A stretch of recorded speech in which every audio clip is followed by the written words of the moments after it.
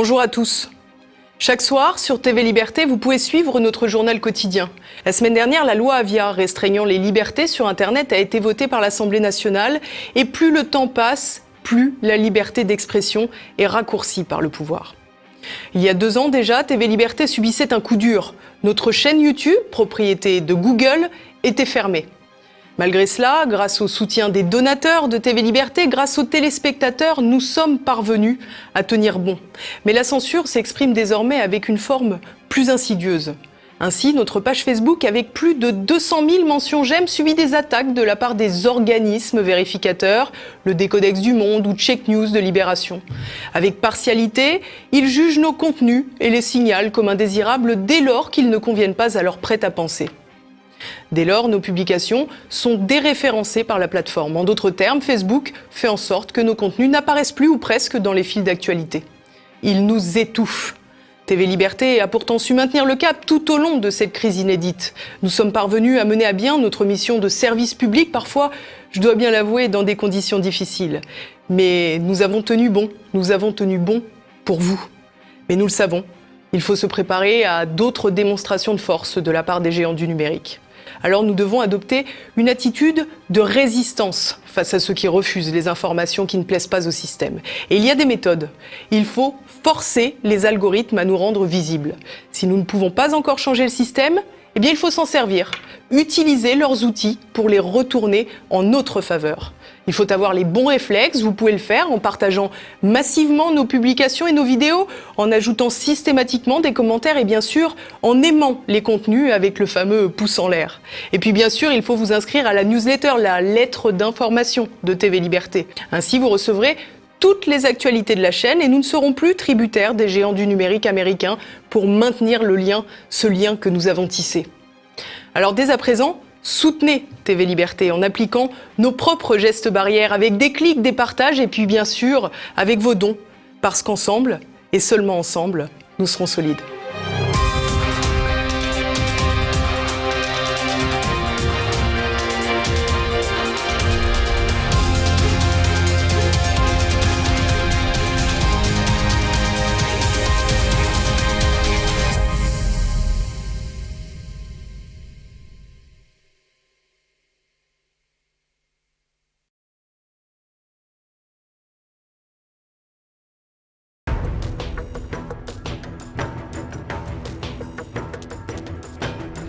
C'est dans l'actualité, c'est la présence de Georges Clément avec nous. Bonjour Georges Clément, vous êtes le président du comité Trump France, le comité de soutien aux Français, au président des États-Unis, qui est en lice, on le sait, pour un second mandat. Georges Clément, l'actualité, c'est bien évidemment en 3 mois le fait que Donald Trump a dû faire face à 3 crises. Une crise sanitaire, bien sûr, le Covid-19, une crise économique sans précédent et une crise sociale ou sociétale avec l'affaire George Floyd. Est-ce que ces 3 événements, ces 3 éléments mettent un terme à la prétention de Donald Trump de rempiler pour 4 ans à la Maison-Blanche ? Mettre pas un terme, ça c'est sûr. D'abord parce qu'il a une base qui veut une politique souverainiste, pour la qualifier simplement, anti-immigration, pour simplifier le propos, et libéral économique, comme l'aiment les Américains, de la base, des petites entreprises, contre, au fond, ce qu'est la mouvance démocrate maintenant, qui est une mouvance marxisante, totalitaire de plus en plus dans ses propos. Et avec Bernie Sanders, c'était d'ailleurs carrément communiste, nationalisation de tout un tas d'éléments de la société, etc. Et donc ça, ils n'en veulent pas. Donc en fait, Donald Trump ne peut pas ne pas être candidat, par exemple. Si on prend le problème autrement, il ne peut pas ne pas être candidat. Car aucun au Parti républicain n'a son envergure, maintenant, surtout maintenant, après 4 ans, et surtout sa conviction. Parce que je vous rappelle que il était sur ces 3 terrains dont nous venons de parler en opposition avec l'establishment républicain. Il est toujours avec les restants de cet establishment, Mitt Romney par exemple, etc. Mais il compte moins maintenant qu'ils ont compté il y a 4 ans.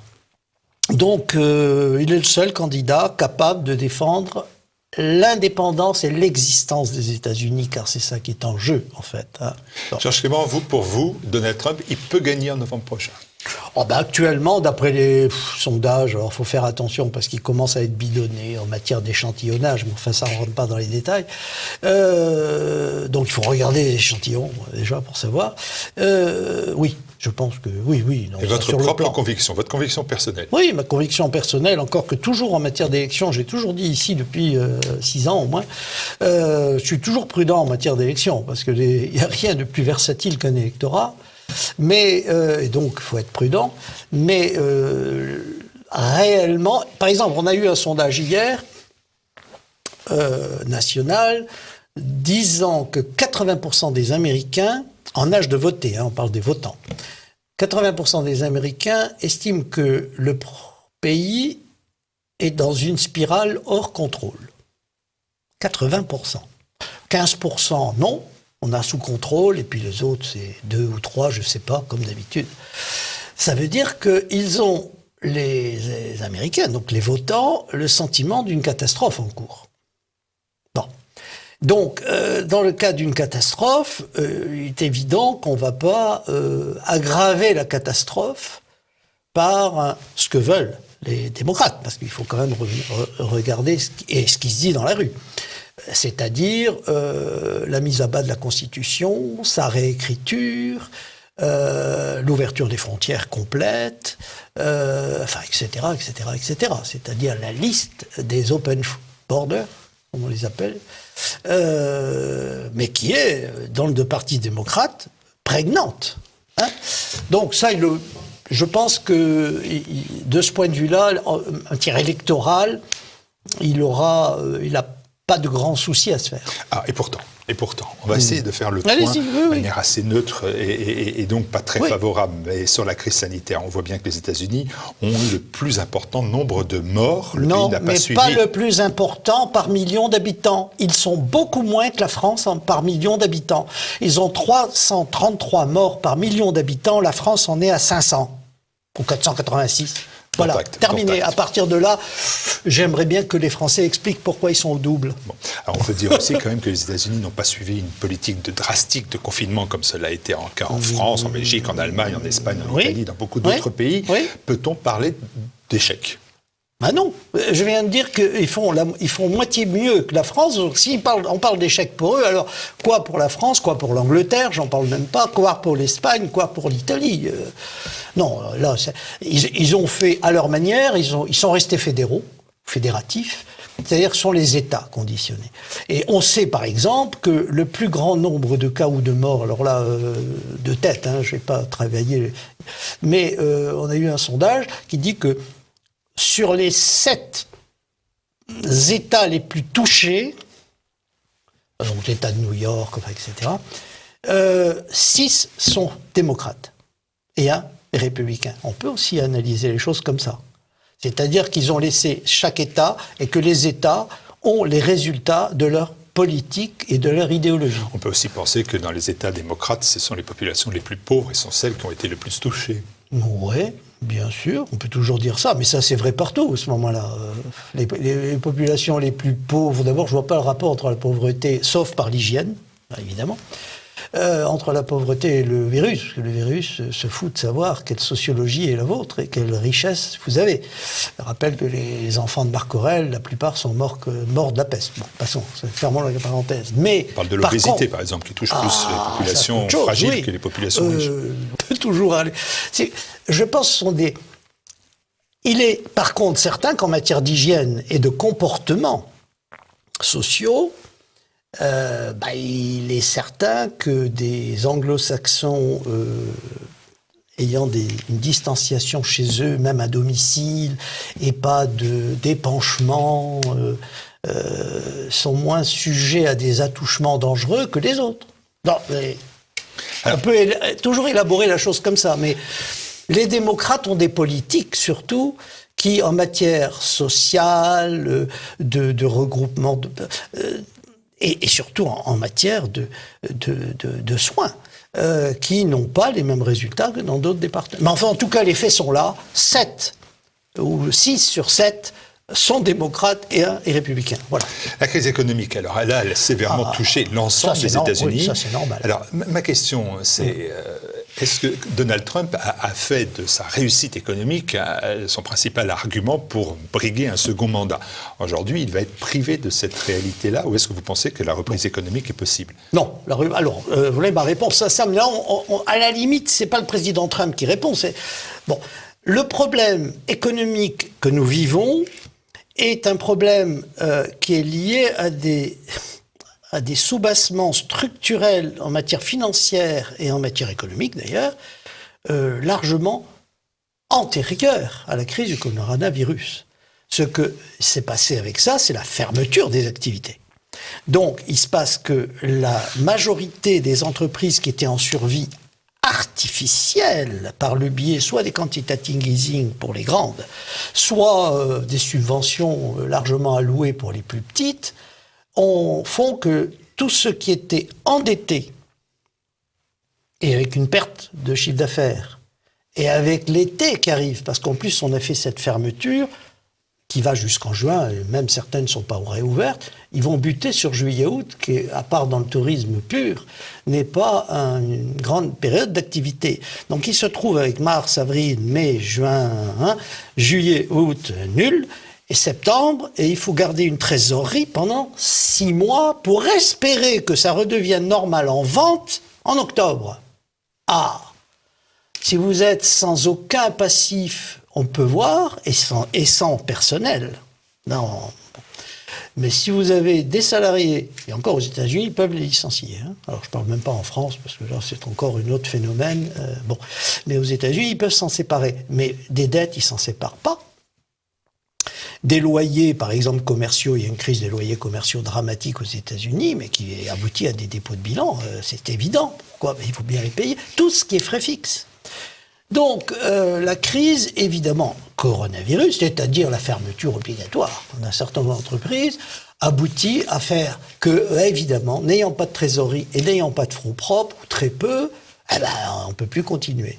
Donc ça, c'est évident. Par contre, la crise internationale des approvisionnements, vous savez, le Baltic Dry, qui est un des index suivis dans ce domaine, il y a longtemps qu'il a baissé après 2008, 2009, remonté un peu, redescendu, mais il n'a jamais été bon. On a des milliers de bateaux à l'ancre qui servent à rien. Ce sont des faits. Alors, comment ça a fonctionné ? Fabrication monétaire, tout le monde le sait. Le plancher de billets. Voilà. Alors. Donc, les États-Unis, là-dessus, ils sont touchés de la même manière que les autres pays, chaque fois qu'il y a eu fermeture de l'économie. Recréation d'emplois au mois de mai, avec des chiffres qui sont plutôt favorables. Ah oui, mais ça vient de ce que je viens de dire. Aux États-Unis, il est évident qu'on peut licencier tout de suite si on n'a plus de travail. Ils ont des allocations chômage, d'ailleurs. D'ailleurs, c'est un des problèmes comme nous, c'est que certains ne veulent pas revenir au travail parce que le travail est moins, pour l'instant, tel que c'est, est moins rentable que l'allocation chômage et l'aide gouvernementale qu'ils ont reçue, qui était quand même considérable, parce que 3200 dollars par mois pour une famille de 4 enfants, enfin de 2 enfants, pour 4 personnes, c'est pas ridicule. Hein. Mais ils veulent pas. Bon, mais ils peuvent licencier et recruter, mais ils peuvent recruter aussi sec. En France, c'est différent. Vous licenciez, il vous faut 6 mois pour avoir un effet sur la trésorerie. Bon, je peux le démontrer, je l'ai vécu, bon, passons.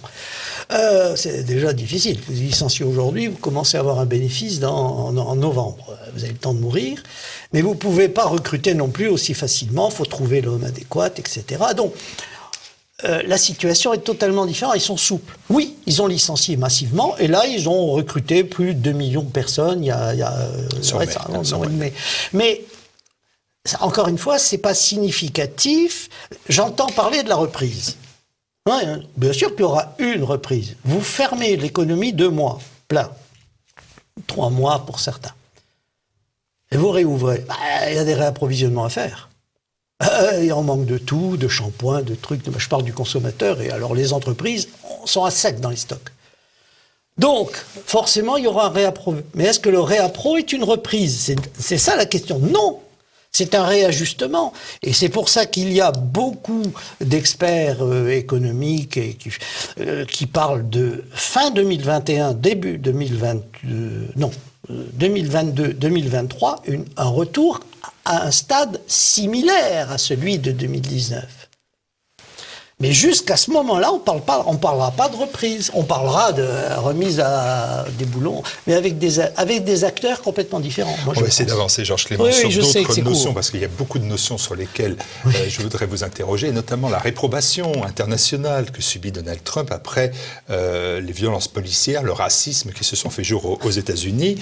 On voit que dans l'affaire George Floyd, il y a de nombreux chanteurs et artistes qui ont montré cette réprobation et s'en sont pris directement à Donald Trump. Je pense par exemple au réalisateur Spike Lee qui a dit si l'agent orange, puisque c'est comme ça qu'il appelle Donald Trump, est réélu, le monde sera en péril. Oui. Est-ce que Donald ça Trump fait 5 est en ans péril? qu'ils disent ça les uns et les autres. Hein. Michael Moore a dit la même chose. Enfin, ça fait 5 ans, depuis 2016. Donc, je veux dire, il n'y a rien de nouveau dans la rhétorique.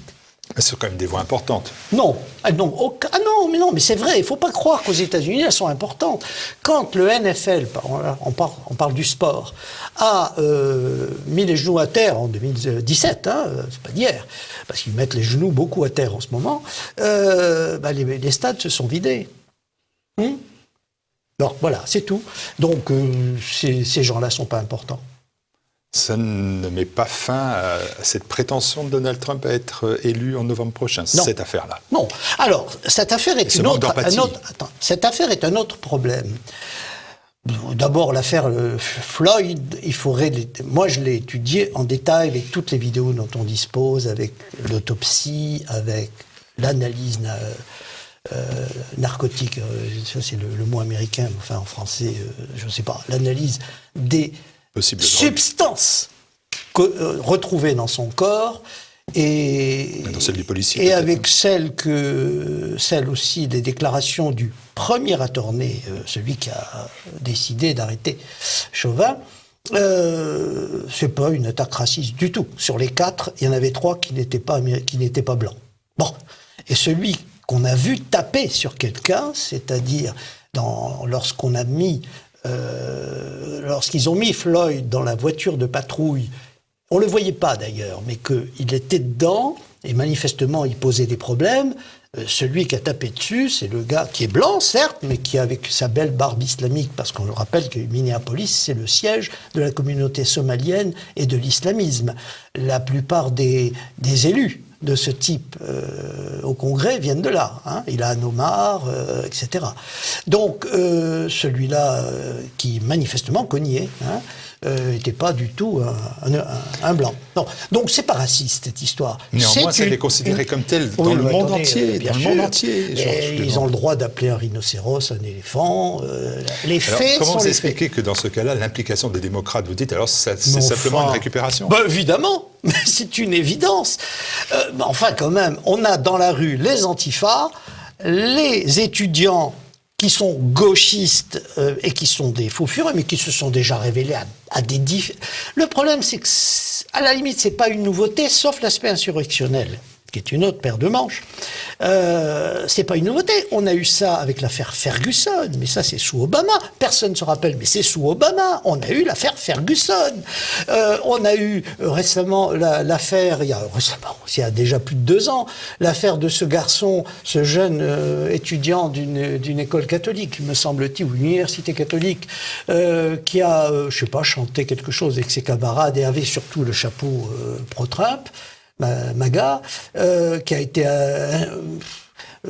harcelé par un Indien, j'allais dire un Amérindien, et qui lui a souri et qui a été attaqué comme arrogant, enfin, etc. À tel point que c'est lui qui attaque les autres maintenant devant des tribunaux avec des demandes de dommages énormes, 250 millions d'ailleurs, contre le Washington Post.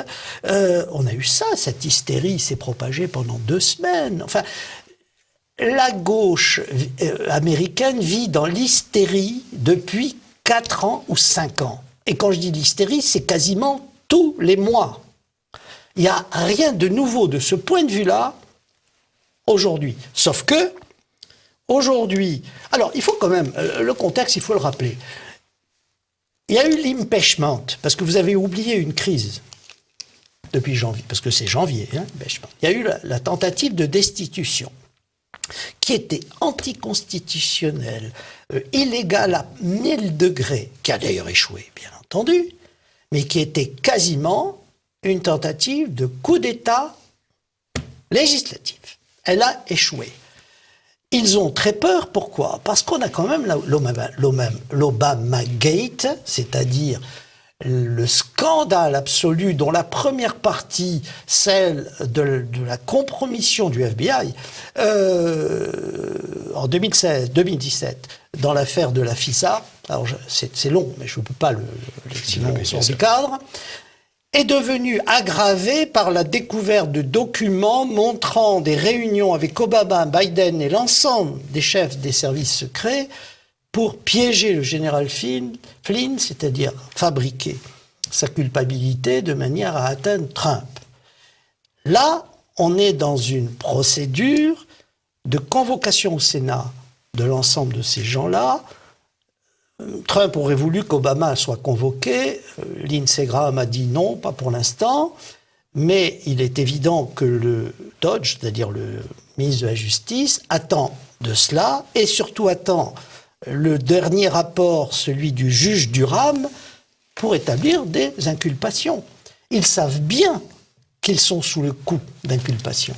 Donc ces insurrections sont organisées pour éviter... Alors, dans leur but, ils devaient essayer d'éviter qu'il y ait une élection, puisqu'ils ont une campagne depuis 2 mois consistant à demander ou à exiger, car ils parlent toujours d'exiger, à exiger le vote par email. Ce qui est non constitutionnel, mais ça, ils s'en fichent, mais ce qui est surtout dangereux, parce que c'est évidemment la fraude. Eh bien, comme ils n'ont pas cela, il leur faut une insurrection pour montrer que Trump est un damné de la terre. Je comprends bien. Voilà. Georges Clément, récupération, vous dites instrumentalisation. Est-ce que c'est orchestré par un groupe de pression ? Ah ben oui, les antifas, tout le monde sait qu'ils sont reliés à une gauche internationale, ils sont organisés, je vous rappelle quand même, ils ont les mêmes drapeaux en France, on dit... Enfin, réfléchissons, c'est quand même... il y a des groupes antifas armés aux États-Unis. C'est toujours des antifas, mais armés, des milices. Ils l'ont fait il y a peu de temps, quand ils se sont rendus compte qu'il y avait des milices de l'autre côté. Il y a des milices de l'autre côté depuis un siècle, 2.